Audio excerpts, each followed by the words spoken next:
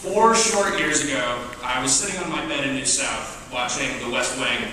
And as early as then, freshman year, I came to realize something powerful about our education here at Georgetown. In the episode I was watching, 2 frustrated White House staffers are discussing U.S. efforts for peace in the Middle East, and how every new American strategy seemed to be bound to fail, and how every peace effort seemed to be in vain. Leo, the more senior of the 2, complains aloud, "I just don't know what winning looks like."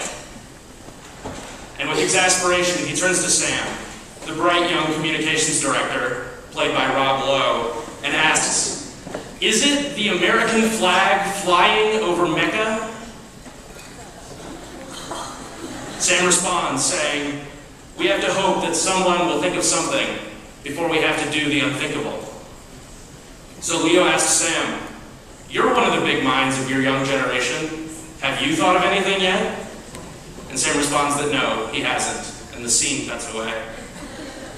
But later in the episode, out of nowhere, Sam comes back to Leo and tells him something that in that moment put into words everything it meant to me to be a student in Georgetown's SFS with 3 years in front of me.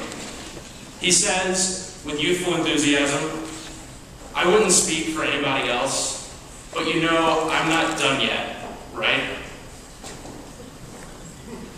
From that moment until now, SFS introduced me to global problems as challenging as Sam and Leo's, and absolutely dared me, and every one of us, not to be done yet.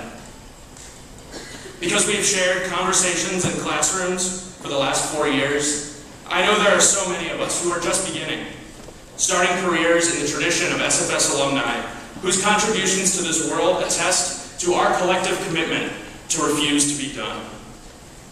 We will graduate tomorrow as a class that carries their same undaunted ambition, their same uncommon willingness to push back against the seemingly intractable and unsolvable problems in this world. This ambitious path is one I know to be difficult because at many times I've been tempted by cynicism, especially when I returned from 6 weeks in Liberia in 2007. I came back to the hilltops stunned by the world, and the challenging experience left me frustrated at my own naivete and inexperience. Feeling deeply inadequate, I tried to distance myself from what I had seen and what I had failed to accomplish. But I always kept gravitating back to Liberia, writing papers on its challenges, and taking courses that promised training in what I knew I lacked. The SFS focused my attention on the study of poverty, policy, and global health, over and above more comfortable topics with more easily resolvable problems. Those problems deserve attention. Fixing them is good too, but not our good.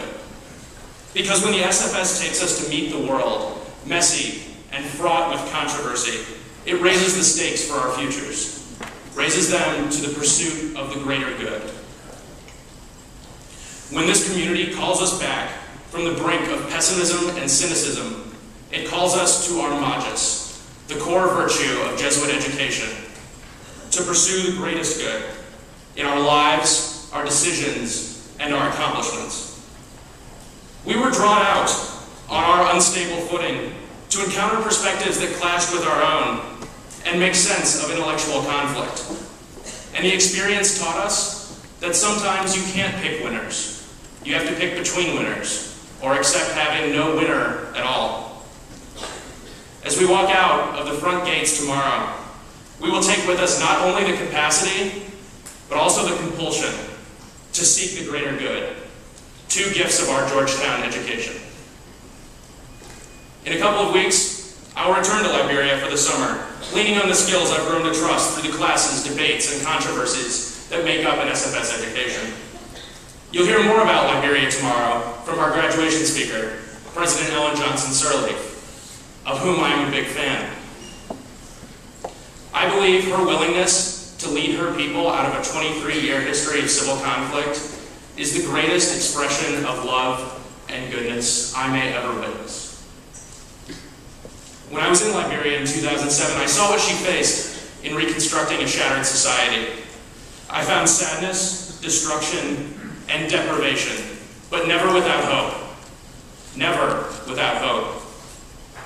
Liberians lacked education, opportunity, electricity, health, but what they did have was principled leadership in a bad situation from a person who didn't have to be there. After narrowly escaping death and imprisonment in Liberia, President Johnson Sirleaf could have continued a highly successful career abroad, but instead returned home because she knew her country needed her to act once more. She knew what the greater good was, and she wasn't done yet.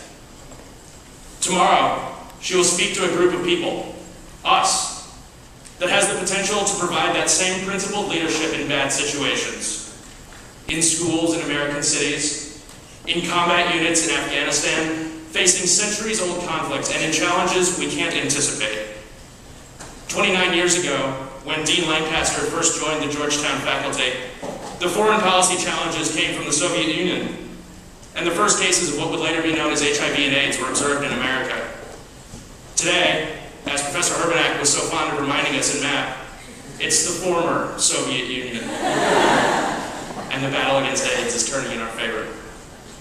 Who knows what the global challenges will look like in another 29 years, but I am confident that there will be SFS graduates, Hoyas like us, there to confront injustice and controversy, no matter what, no matter where. I am confident that sitting in this room, among the honorees at this Tropaia, there are people who will follow President Johnson Sirleaf's example and choose to go back to the toughest problems and the roughest places with an unbridled passion that only this school and this university can foster, the passion for the greatest good. And I know I speak for the class in saying to everyone gathered here that as long as there's a greater good out there, we're not done yet.